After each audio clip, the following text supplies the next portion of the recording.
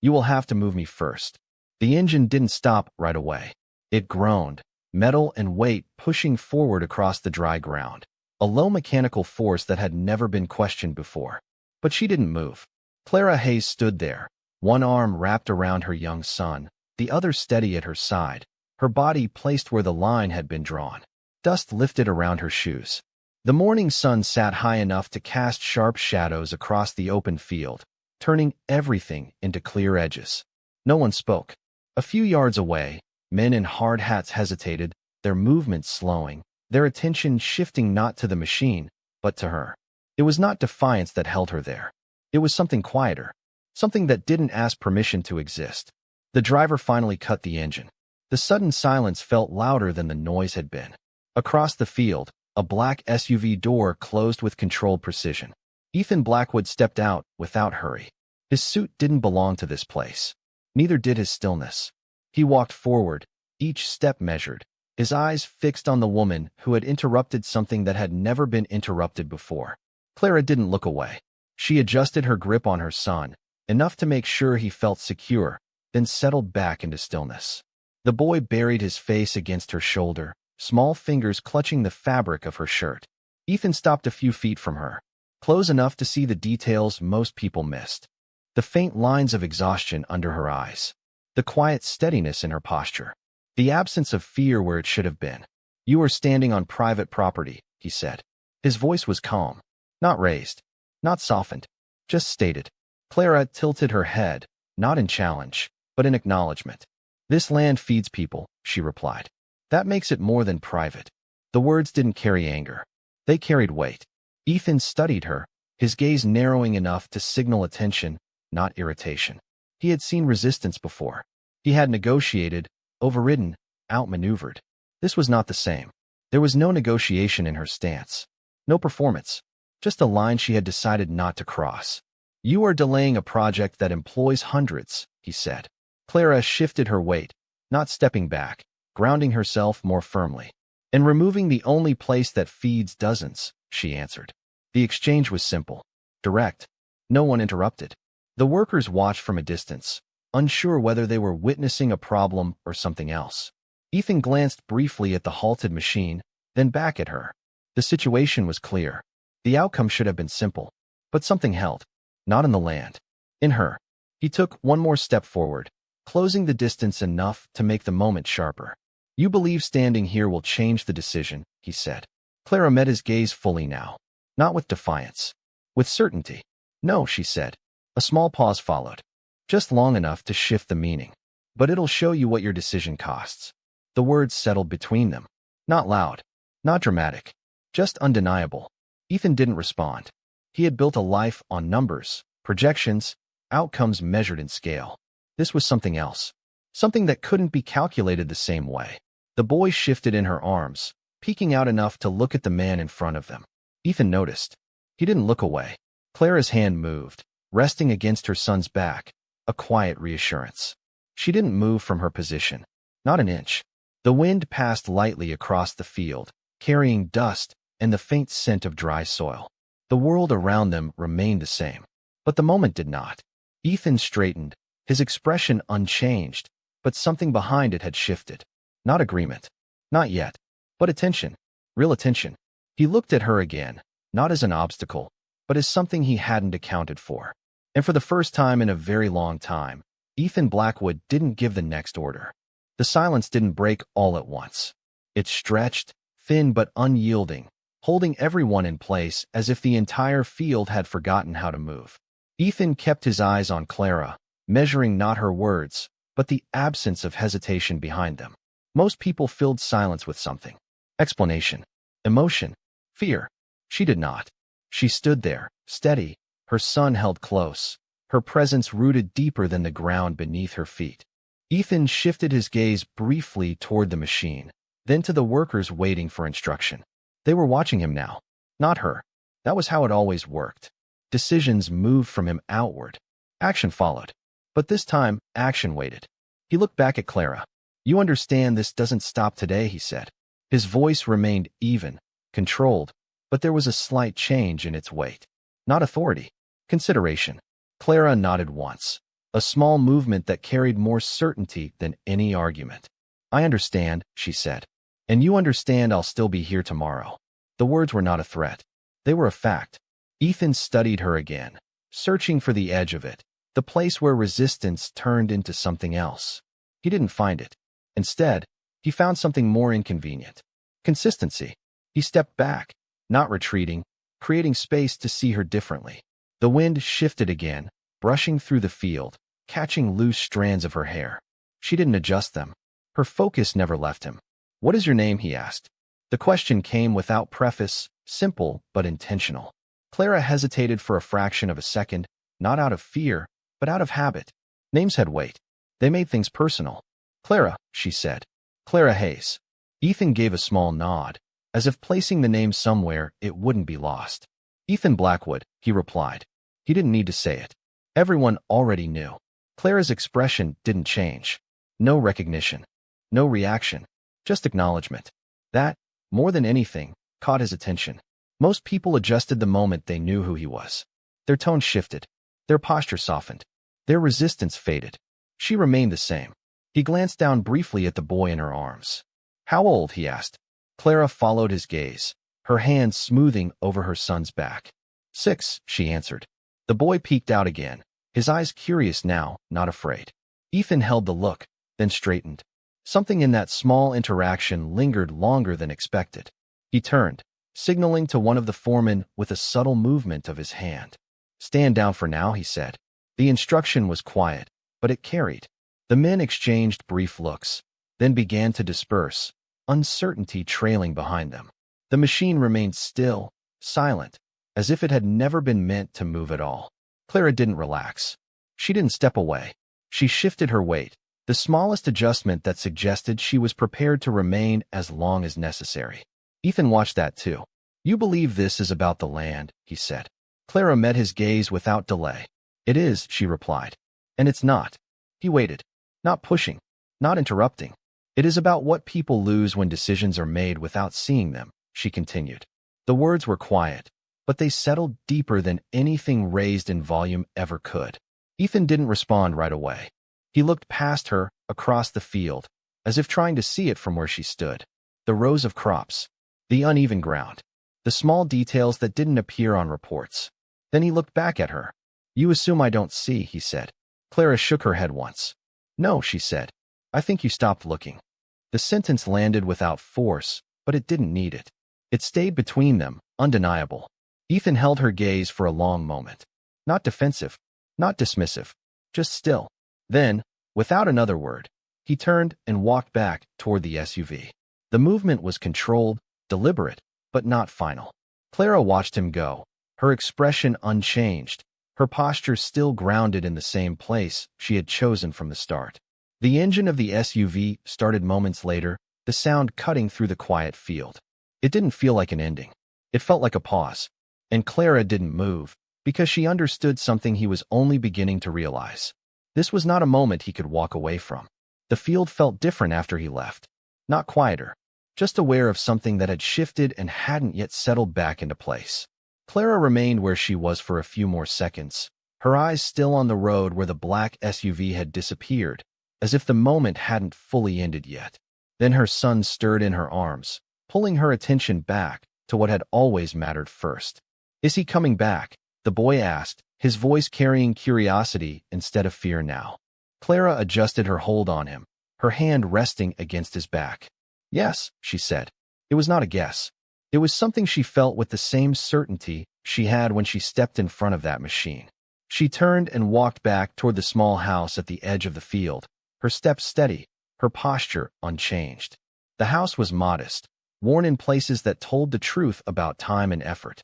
The wooden steps creaked as she climbed them, the familiar sound grounding her in something that had never failed her. Inside, the air was cooler, carrying the faint scent of clean linen and something cooking earlier in the morning. She set her son down, brushing a strand of hair from his forehead before he ran toward the small table by the window. The same table where he drew, where he learned, where he built his understanding of a world that was still simple to him. Clara moved to the sink, rinsing her hands, watching the water run over them as if it might carry away the weight of the morning. It did not. Not. She dried them, then leaned against the counter, her gaze drifting toward the field beyond the window. From here, everything looked smaller, less defined. The machine was a shape now. The line she had stood on no longer visible, but she could still feel it. Not in the ground. In herself. A quiet boundary she had drawn long before today. One she had never crossed, even when it would have been easier. The door behind her opened. Mrs. Carter stepped in without knocking, as she always did, her presence familiar and steady. She paused when she saw Clara standing there, her expression thoughtful. I heard what happened, she said. Clara didn't turn right away. People always hear, she replied. There was no irritation in her voice, just acceptance. Mrs. Carter moved closer, setting a small basket of vegetables on the table. He isn't someone you can stand against forever, she said. Clara finally looked at her, her expression calm, not defensive. I am not standing against him, she answered. I am standing for something. The distinction hung in the air, quiet but clear. Mrs. Carter studied her, then nodded, as if she understood more than she was willing to say out loud. And what if he doesn't see it that way, she asked. Clara glanced toward her son, who was now drawing again, absorbed in his own world. Then I'll make sure he does, she said. The answer was not loud. It didn't need to be. It carried the same steadiness as everything else she had done. Outside, the wind moved across the field again, bending the tall grass in slow, uneven waves. Time passed in small, ordinary ways. Lunch was made. Dishes were cleaned. Her son's laughter filled the room in brief, bright moments that made everything else feel distant. But beneath it all, there was something new. Not uncertainty. Not fear. Awareness. Clara stepped outside again in the late afternoon, her eyes scanning the horizon without urgency. The road remained empty, the field unchanged. But she didn't mistake stillness for resolution. She had seen the way he looked at her. Not with dismissal, not even with authority, with attention. And attention meant return. She walked a few steps into the field, stopping at the same place she had stood that morning. The ground beneath her feet felt the same. Solid. Familiar. She looked down briefly, then back up toward the distance, her posture straightening as if aligning herself with something unseen but understood. We will see, she said, not to anyone around her, but to the moment itself. The words didn't carry doubt. They carried patience. And patience, she knew, was something power didn't always understand. The next morning didn't wait for permission. It arrived with the same pale light stretching across the field, the same quiet wind brushing against the grass, the same sense that something was about to be tested again. Clara was already outside before the sun fully rose, standing near the edge of the land as if she had never left it. Her son remained inside, still asleep, the house holding a fragile kind of peace she had learned not to disturb too early. She stood with her arms crossed lightly, not defensive, grounded, her eyes fixed on the road in the distance. She didn't have to wait long. The sound came first. Not loud. Controlled. The low hum of an engine that didn't belong to this place. The black SUV appeared over the slight curve in the road, moving steadily. It didn't slow until it reached the edge of the field. Then it stopped. The engine cut. Silence returned, but it felt different now. Anticipated. Ethan stepped out, dressed the same as before, precise and composed, his presence unchanged by the environment around him. But something in his pace was different. He didn't walk directly toward her this time. Instead, he paused beside the vehicle, scanning the land, as if allowing himself to see it fully before stepping into it again. Clara watched him without moving, her posture steady, her expression unreadable but calm. When he finally approached, his steps were measured, but not distant. He stopped at the same distance as the day before, not closer, not farther. It was intentional. You said you would be here, he said. Clara gave a small nod. I don't say things I don't mean. Ethan held her gaze, then glanced briefly toward the house behind her. And your son, he said. Does he understand what this is? Clara followed his glance, her eyes softening before returning to him. He understands enough, she replied. He knows this place matters. Ethan considered that, his expression remaining composed but thoughtful. And if this place changes? He asked. Clara didn't hesitate. Then I'll make sure he still has something that does not. The answer didn't sound like resistance. It sounded like responsibility.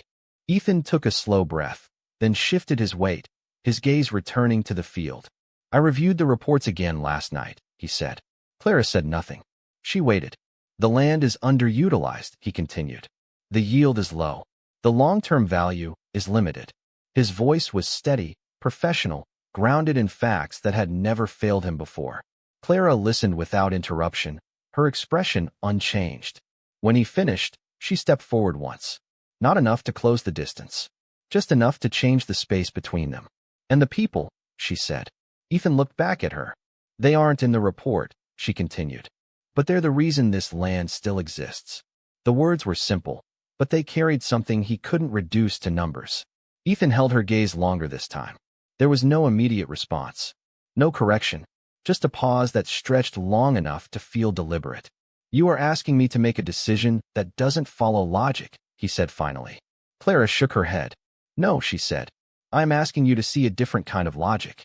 The wind moved again, stronger this time, lifting the edges of her shirt, pushing lightly against them both. Neither stepped back. Ethan's eyes shifted briefly, as if weighing something internally, something that didn't fit easily into the systems he trusted. You believe I can change this, he said. Clara met his gaze. I believe you already know you can, she answered. The difference mattered. He didn't look away this time. He didn't glance toward the road, or the machine, or the people waiting for direction. He stayed where he was, his attention fixed on her in a way that felt less like control and more like recognition. The silence returned again, but it no longer felt like resistance. It felt like something forming. Ethan straightened, his posture still composed, but less rigid. I will walk the land, he said. Clara nodded once. Then you'll see it, she replied. It was not agreement. It was a step. And for the first time since he arrived, Ethan didn't look like someone who had already decided the outcome. Ethan didn't bring anyone with him when he stepped into the field. No assistants. No foreman. No one to interpret what he saw or translate it into numbers. He walked alone, his pace slower than before, his attention no longer fixed on a single outcome, but spread across the details he had once ignored. Clara stayed where she was, watching him move through the rows of crops, his polished shoes pressing into soil that didn't belong to his world. Then she followed, not beside him, not guiding him, but close enough to see what he chose to notice. The ground was uneven in places, the kind of imperfection that didn't show up in reports. The plants were not arranged in perfect lines, but they were cared for, each one showing signs of hands that worked with intention rather than efficiency. Ethan stopped near a small patch where the soil looked darker, richer.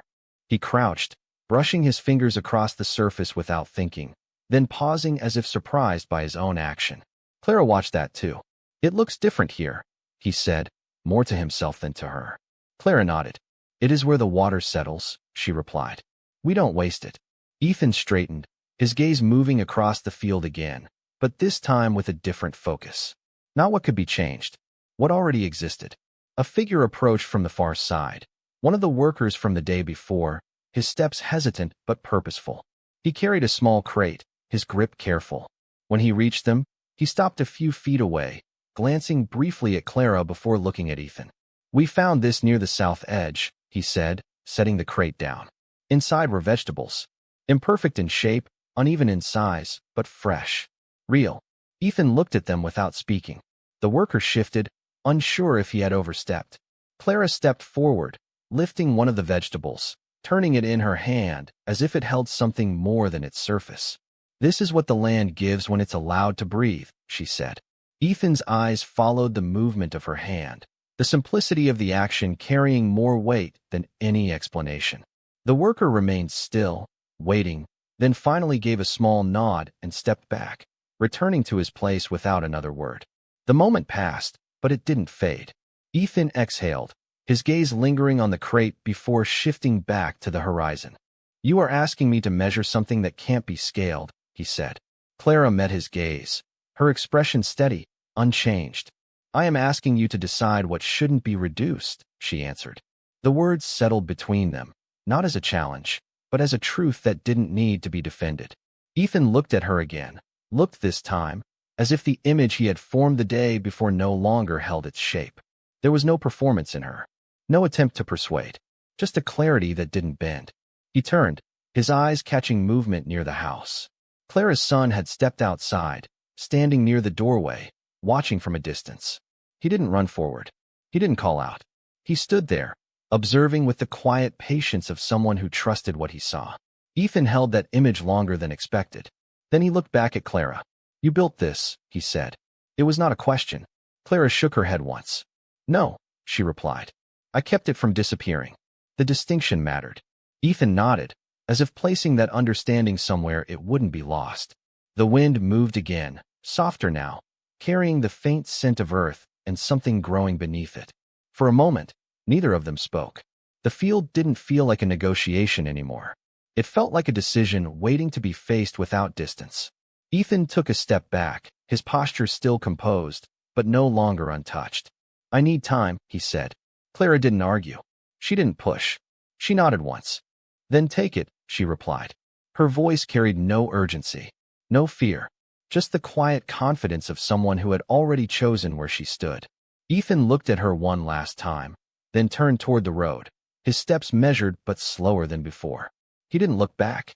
Clara watched him go, her expression unchanged, but her eyes holding something deeper now. Not victory, not relief, understanding, because she had seen it. The moment when power stopped being absolute and started asking questions it didn't know how to answer.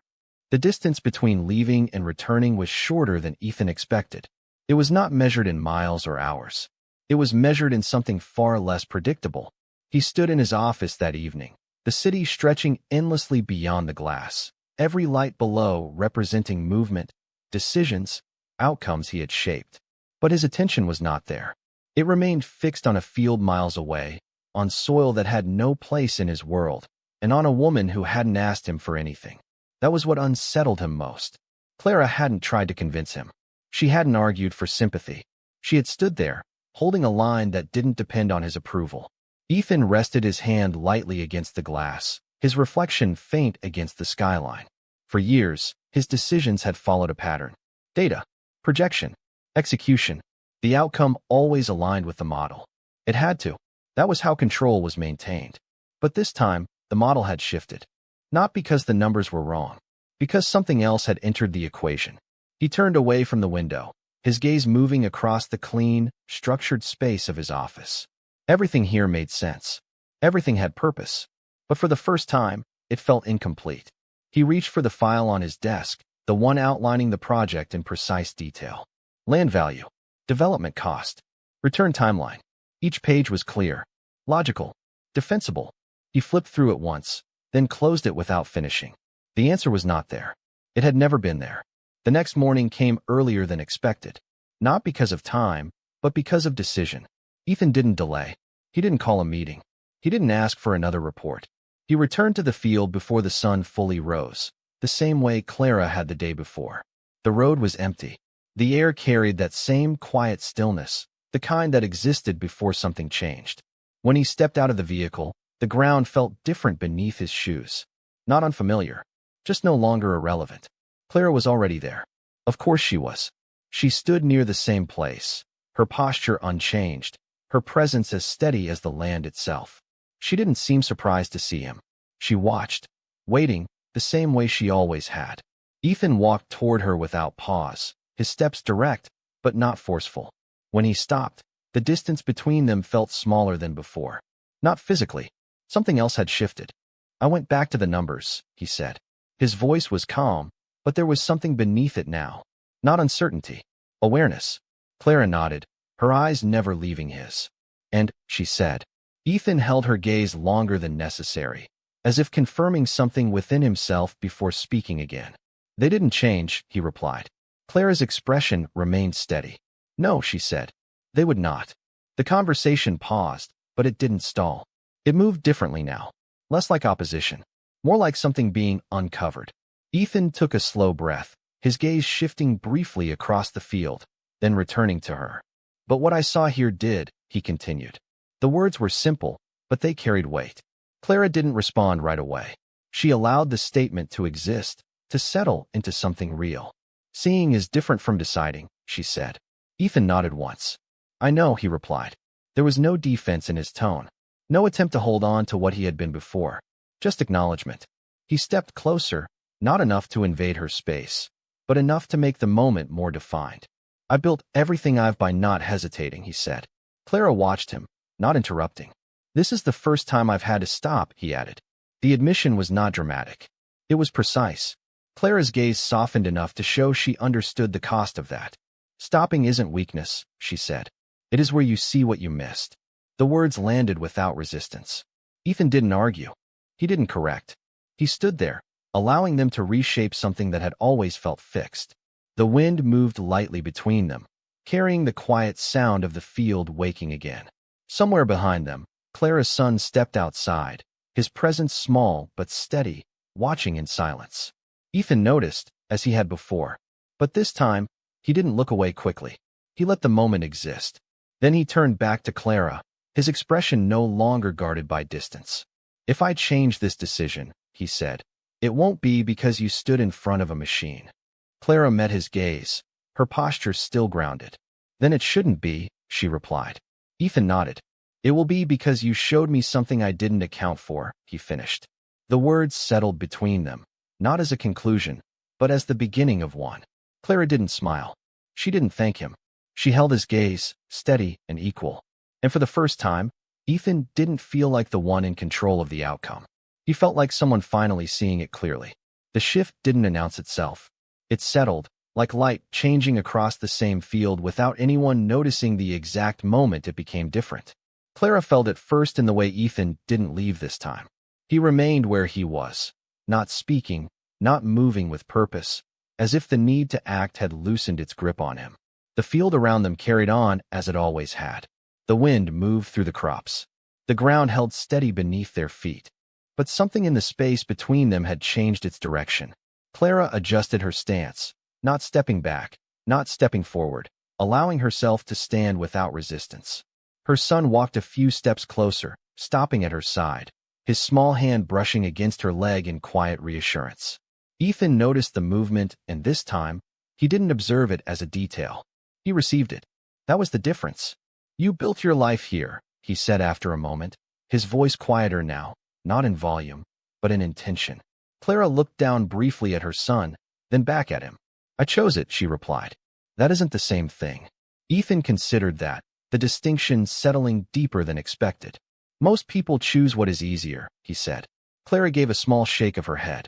Most people choose what they can live with, she answered. The words didn't challenge him. They clarified something he had never needed to define before. Ethan looked out across the field again, but his gaze no longer searched for flaws. It rested on what was there. The uneven rows, the patches of stronger growth, the quiet signs of care that didn't demand recognition. If I walk away from this project, he said, it will affect more than this land. Clara nodded once. I know, she said. There was no denial in her voice, no attempt to minimize what he carried. Then why are you so certain?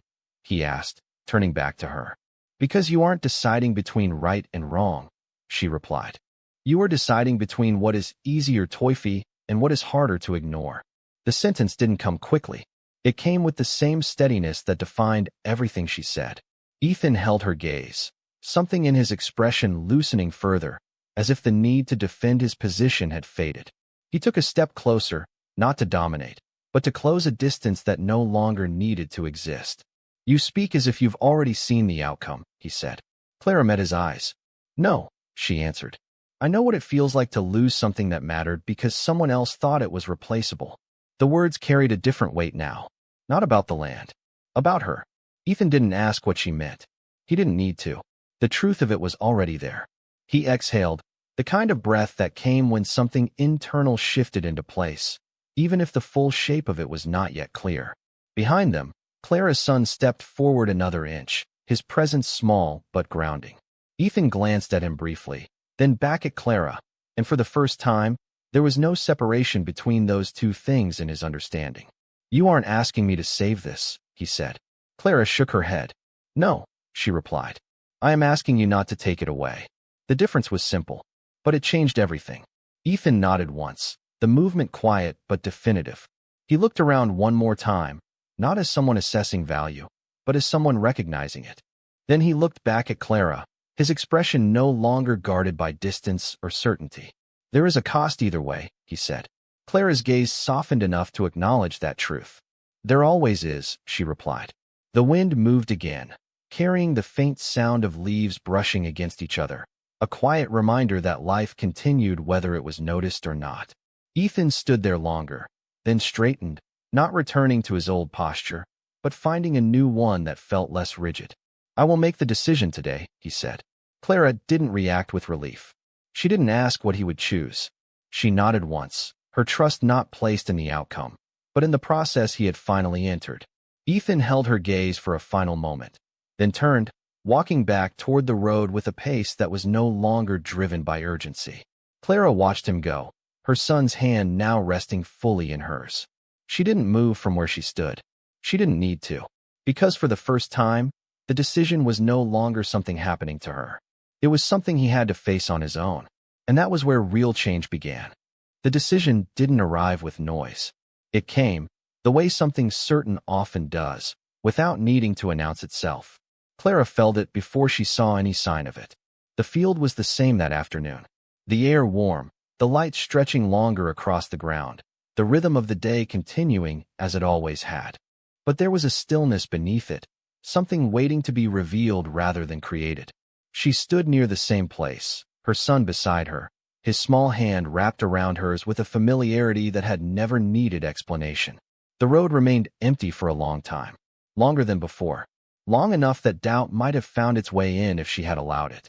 But she did not. She had learned long ago that waiting didn't mean uncertainty. It meant trust in what had already been set into motion.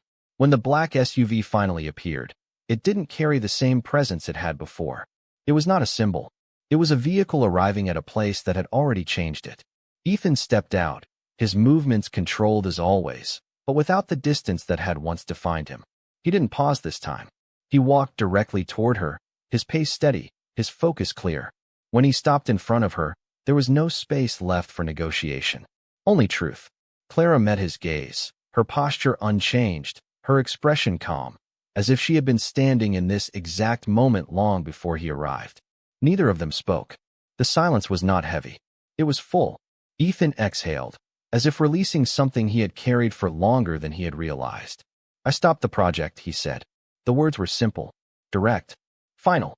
Clara didn't react the way most people would have expected. There was no visible relief, no expression of victory. She held his gaze, absorbing the weight of what he had chosen. "Why?" she asked. Not because she doubted him, because she needed to hear it. Ethan didn't look away. "Because it was the easier decision to move forward," he said. He paused, long enough for the meaning to settle, and the harder one to live with. The truth of it stood between them, clear and unguarded. Clara nodded once, a small acknowledgement that carried understanding rather than approval. "Then you saw it," she said. Ethan gave a slight nod. "I did," he replied. His eyes shifted briefly toward her son, who was watching the exchange with quiet curiosity, then back to her. "And I couldn't ignore it anymore." The admission was not dramatic. It didn't need to be. It was complete. The wind moved across the field, lifting the edges of Clara's hair, brushing lightly against them both. The land remained as it had always been, unchanged in its form, but transformed in its meaning. Ethan took a step back, not to leave, but to create space where something new could exist. "This doesn't solve everything," he said. Clara nodded. "It doesn't have to," she replied. "It has to be right." The words settled into the moment with quiet certainty. Ethan studied her longer, as if realizing that what she had given him was not a reason. It was a way of seeing, something he couldn't unlearn. "You never asked me to stay," he said. Clara's gaze softened, enough to show the truth behind it. "That was never mine to ask," she answered. The distinction mattered. Ethan let out a small breath, something close to a quiet acknowledgement of everything that had changed between them. He looked around the field one last time, not as an outsider, not even as an owner, but as someone who understood its place in a way he hadn't before. Then he looked back at her. There was no longer distance in his expression, only presence. "What happens now?" he asked. Clara glanced down at her son, then back up at him, her posture steady, her voice calm. "Now," she said, "we live with the choices we made." The answer was simple, honest. Enough. Ethan nodded, the weight of that settling into something he didn't resist. He didn't offer more. He didn't need to.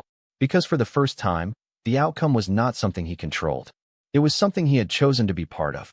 And as he stood there, facing her not as an obstacle but as an equal. He understood something that had never been part of his world before. Power could change a place, but it was not enough to give it meaning. The field didn't celebrate the decision. It didn't change its shape or color. It remained as it had always been, steady under the same sky, holding the same quiet rhythm that had never depended on anyone's approval. But for Clara, something had shifted in a way that didn't need to be seen to be real.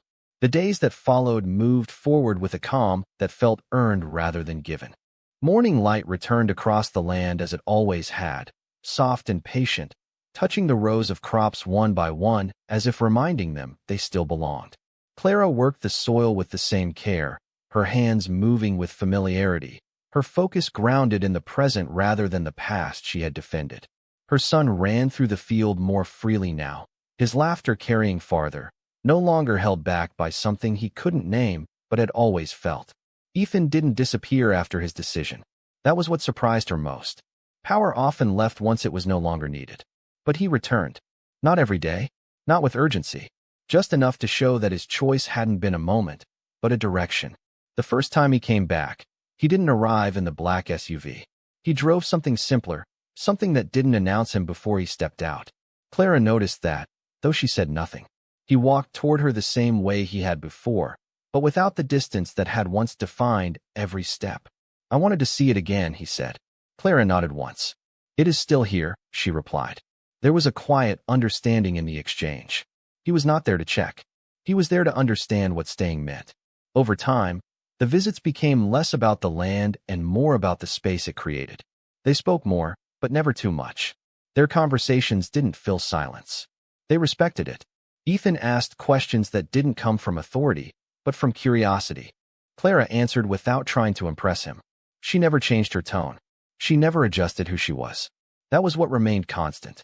One afternoon, as the sun settled lower and the air cooled enough to make everything feel softer, Ethan stood beside her at the edge of the field, both of them looking out at the same view they had seen so many times before.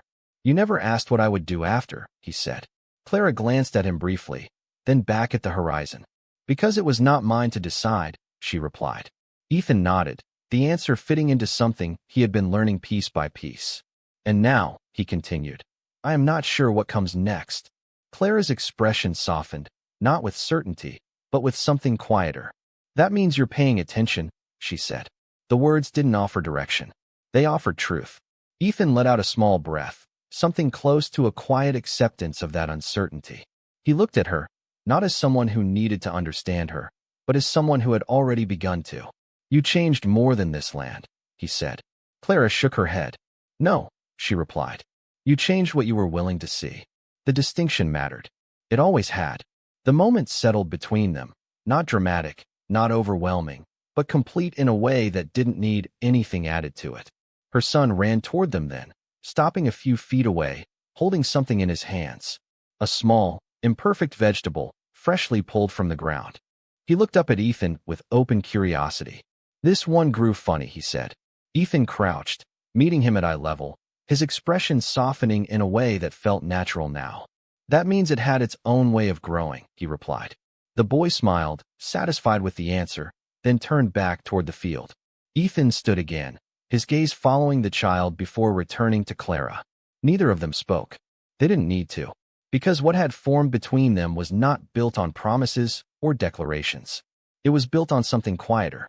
Respect, understanding, a shared recognition that some things couldn't be bought and others couldn't be taken without losing something greater. The sun dipped lower, casting long shadows across the land, stretching everything into softer lines. Clara stood there, grounded as she had always been. Ethan stood beside her, no longer separate from the space he once tried to change. And in that quiet, unspoken moment, something settled into place. He had come to take the land, but he left with something he had never known he was missing.